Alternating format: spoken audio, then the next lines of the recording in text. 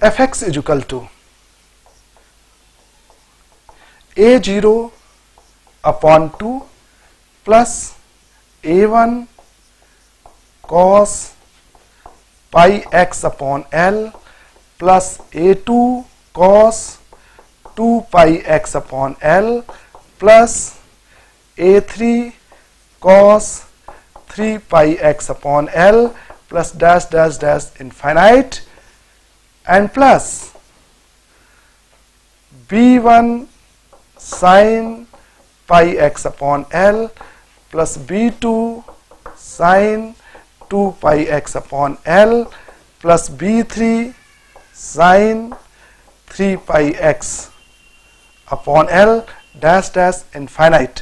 तो इस प्रकार से बच्चों देखो हमने फंक्शन ऑफ x को एक इनफाइनाइट ट्रिग्नोमेट्रिकल सीरीज के फॉर्म में लिखा, जिसमें a के पूरी cos की सीरीज बन रही है और a के पूरी sin की सीरीज बन रही है।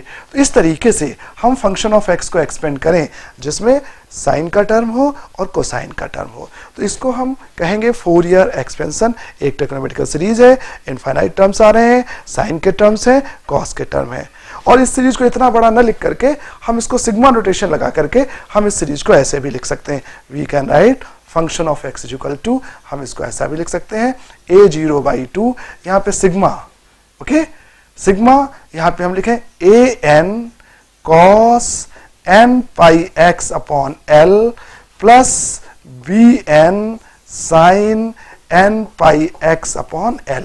इस तरीके से भी बच्चों हम इसको लिख सकते हैं, सिग्मा नोटेशन लगा करके सीरीज को हम ऐसा लिख सकते हैं, यहाँ पर n हमारा 1 to इनफाइनाइट, ओके। तो इस तरीके से हम फोरियर सीरीज को सिग्मा नोटेशन लगा करके लिख सकते हैं।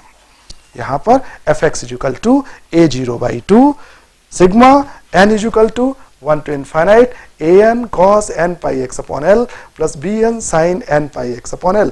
सिग्मा नोटेशन का मतलब है आप पहले n की जगह 1 रखेंगे, आपको ये टर्म मिल जाएगा, n की जगह 1 रखें, a1 cos n की जगह 1 रखेंगे पाई x अपॉन l, n की जगह 2 रखेंगे, आपको ये टर्म मिल जाएगा। तो इस तरीके से हम सिग्मा नोटेशन लगा करके फोरियर सीरीज को लिख सकते हैं। तो बच्चों अब हम क्वेश्चंस करेंगे तो यहाँ पर हम सिग्मा नोटेशन लगाकर ही फोरियर सीरीज को लिखा करेंगे। और यहाँ पर देखो ये जो a0 है, an है और bn है, ये तीनों कांस्टेंट हैं, इन तीनों को हम फोरियर कांस्टेंट कहते हैं। ये हमारी फोरियर सीरीज हो गई और ये हमारे फोरियर कांस्टेंट होते हैं।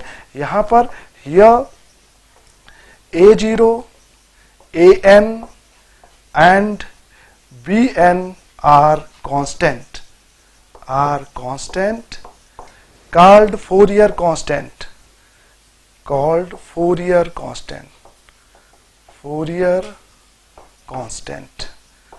given by, इनका बच्चों ये फार्मूला होता है given by। हम इन कांस्टेंट्स को इस तरीके से निकालते हैं a0, an और bn, इनको निकालने का फार्मूला हमारा ये होता है। तीनों फार्मूले बच्चों एक साथ समझ लो, a0 निकालना, an निकालना और bn निकालना, a0 निकालना, an निकालना और bn निकालना। तीनों में ही बच्चों यहाँ पर 1 अपॉन l रहता है, 1 अपॉन l रहेगा, 1 अपॉन l रहेगा, और तीनों में ही इंटीग्रेशन रहेगा। तीनों की लिमिट c से लेकर c प्लस 2l, लिमिट तीनों में जो इंटरवल दिया हो उस इंटरवल की जो लिमिट रहती है वही तीनों में लिमिट रहेगी। जब a0 निकालेंगे तो केवल फंक्शन ऑफ x का इंटीग्रेशन करेंगे, और जब an निकालेंगे तो फंक्शन ऑफ x के साथ साथ cos n pi x upon l dx इसका इंटीग्रेशन निकालेंगे, और जब bn निकालेंगे तो फंक्शन ऑफ x के साथ साथ यहाँ पर sin n pi x upon l dx। ये फार्मूले हमारे हैं, इन फार्मूलों से हम a0, an और bn निकालेंगे। अब क्वेश्चन में क्या रहेगा बच्चों, आपको एक फंक्शन ऑफ x दे देंगे और एक इंटरवल दे देंगे, कहेंगे इस फंक्शन ऑफ x का इस इंटरवल में फोरियर एक्सपेंशन निकालो। तो आपको फंक्शन ऑफ x दिया रहेगा, that is fx is given to you and interval is also given to you. Interval जो भी इंटरवल दें उस इंटरवल की लोअर लिमिट को आप c ले लेना, अपर लिमिट को c प्लस 2l ले लेना, तो इससे आप l निकाल लोगे, l की वैल्यू आपको मिल जाएगी। ये जो फार्मूले में l है इसकी वैल्यू मिल जाएगी। और अब हम एक बार उस फंक्शन ऑफ x को ही इंटीग्रेशन करेंगे तो हमें a0 मिल जाएगा, और फंक्शन ऑफ x को cos n pi x upon l से मल्टीप्लाई करके इंटीग्रेट करेंगे, an मिलेगा, और फंक्शन ऑफ x को sin n pi x upon l dx integrate करके निकालेंगे तो हमको bn मिल जाएगा, और फिर फार्मूले में a0 an bn की वैल्यू रख देंगे, हमें उस क्वेश्चन का आंसर मिल जाएगा। ओके अब देखो बच्चों, ये तो फोरियर का एक्सपेंशन हो गया, लेकिन मैंने कहा था फोरियर का एक्सपेंशन समझने के लिए डिरिचलेट्स की कंडीशंस को समझना बहुत आवश्यक है। हम डिरिचलेट्स की कंडीशन, डिरिचलेट्स ने कहा था कि भाई हर फंक्शन को हम एक्सपेंड नहीं कर सकते हैं जब तक वो फंक्शन कुछ कंडीशंस को फॉलो ना करे। तो हालांकि डिरिचलेट्स कंडीशन हम बता देते हैं, आपको समझा देते हैं, बाकी क्वेश्चन करते समय हम केवल बस ये लिख देंगे कि फंक्शन फॉलो द डिरिचलेट्स कंडीशन, हम कभी वेरीफाई करके नहीं देखेंगे कि फंक्शन डिरिचलेट्स कंडीशन को फॉलो कर रहा है या नहीं कर रहा है। एग्जाम में वो क्वेश्चन पूछ रहे हैं कि फोरियर एक्सपेंशन करो, इट मींस ऑटोमेटिक वो वही क्वेश्चन देंगे जो डिरिचलेट्स कंडीशन को फॉलो करता होगा, इसलिए उसको चेक करने की कोई जरूरत नहीं। तो चलो बच्चों, अब हम आपको बता देते हैं कि डिरिचलेट्स कंडीशंस क्या है।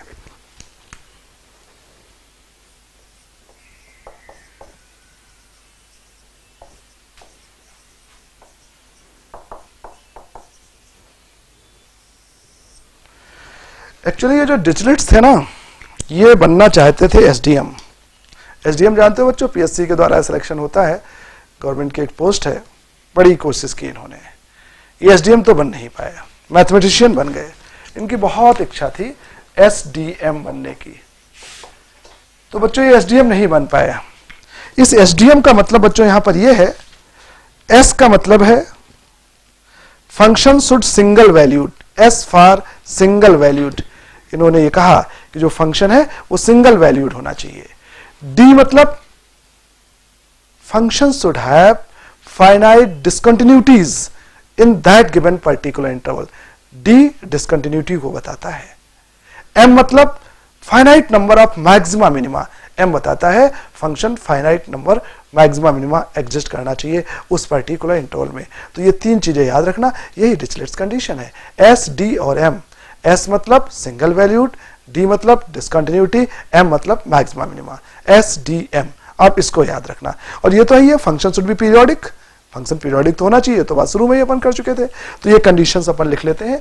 पहली कंडीशन है इनकी, F x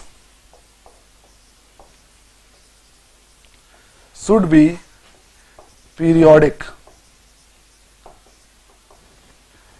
Second, fx should be single valued, single valued. Third condition है, fx should have finite point of discontinuity, finite point of discontinuity in interval c से लेकर c plus 2l. नेक्स्ट है, fx should have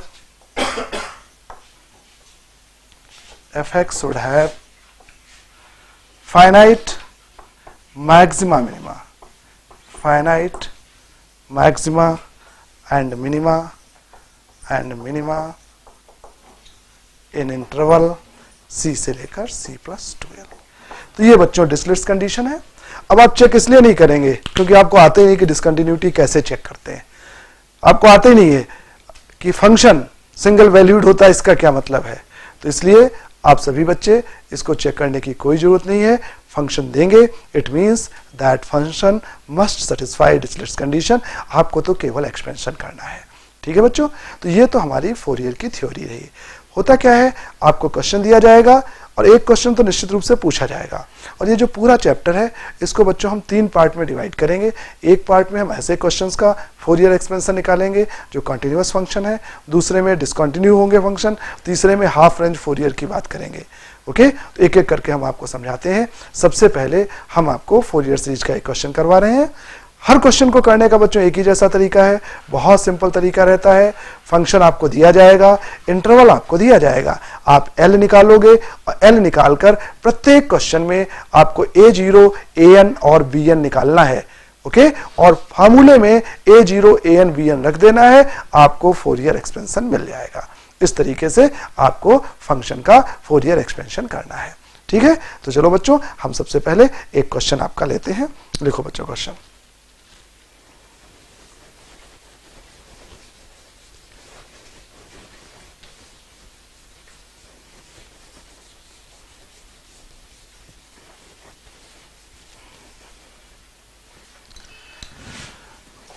Example 1,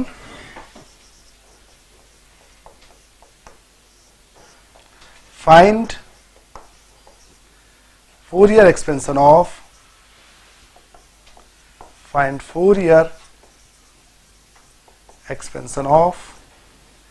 fx is equal to x square in interval minus pi to plus pi, in interval minus pi two plus pi. ये question 2 बार exam में आया है, जून 2007 में आया है और दिसंबर 2009 में आया है। यहाँ पे हमें फंक्शन ऑफ एक्स स्क्वायर दिया गया है और कहा गया है इसका फोरियर एक्सपेंशन निकालें और इंटरवल दिया गया है माइनस पाई से प्लस पाई। ओके, तो अब हम इस क्वेश्चन को सॉल्व करने जा रहे हैं। एग्जाम में बच्चों जब भी तुम किसी भी क्वेश्चन को सॉल्व करो तो आप बेसिक्स जरूर पहले ही बता दो कि भाई क्या फोरियर होता है, उसकी बेसिक्स डेफिनेशन बता दो, उसके बाद में उस क्वेश्चन को सॉल्व कर दो। तो चेक करने वाला समझेगा कि आपको बहुत अच्छा नॉलेज है, पूरे फंडामेंटल आपके क्लियर हैं। तो हम आपको एक क्वेश्चन सॉल्व कर रहे हैं, एग्जाम में आपको कैसे इसको लाइन बाय लाइन लिखना है वो पूरा तरीका मैं एक्सप्लेन कर रहा हूँ। ओके, अब हमें इस क्वेश्चन का फोरियर एक्सपेंशन निकालना है। तो देखो बच्चों,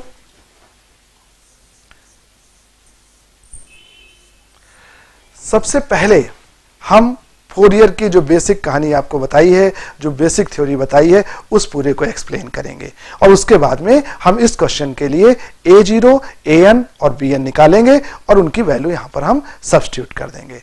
ओके, तो देखो बच्चों यहां पर हम सबसे पहले लिखेंगे if fx is defined in interval c to c plus 2l and satisfy Dirichlet's condition,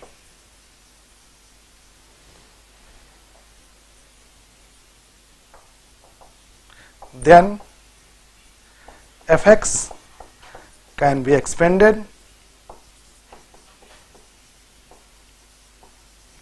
in form of an infinite trigonometrical series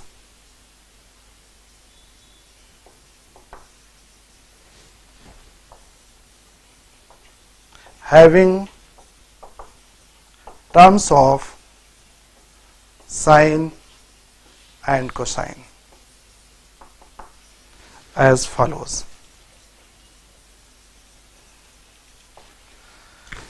fx can be written as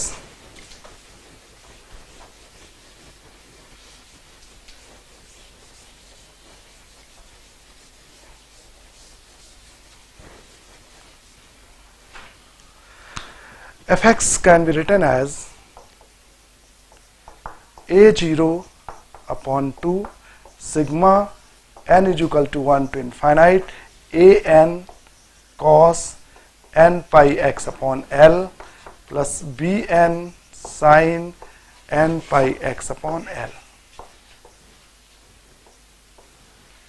Here a0, an and bn are given by a0 is equal to 1 upon L, c से c plus 2L, integration of function of x dx. an is equal to 1 upon L, c से c plus 2L, function of x, साथ में cos n pi x upon L dx. And bn is equal to 1 upon L, integration c से लेकर c plus 2L, function of x and sin n pi x upon L dx. अब बच्चों ये basic हमने बता दिया इस question में कि भाई फोरियर क्या होता है, a0 क्या होता है, an क्या होता है और bn क्या होता है। अब इस पर्टिकुलर क्वेश्चन के लिए हम बस 3 काम करेंगे, a0 an bn निकालेंगे, फार्मूले में वैल्यू रख देंगे, क्वेश्चन सॉल्व हो जाएगा। एक एक करके हम निकालते हैं बच्चों। तो ये जो क्वेश्चन दिया गया है, इस क्वेश्चन में इंटरवल हमारा क्या दिया गया है, इंटरवल दिया गया है -π to +π। तो आप सबसे पहले तो l की वैल्यू निकालो।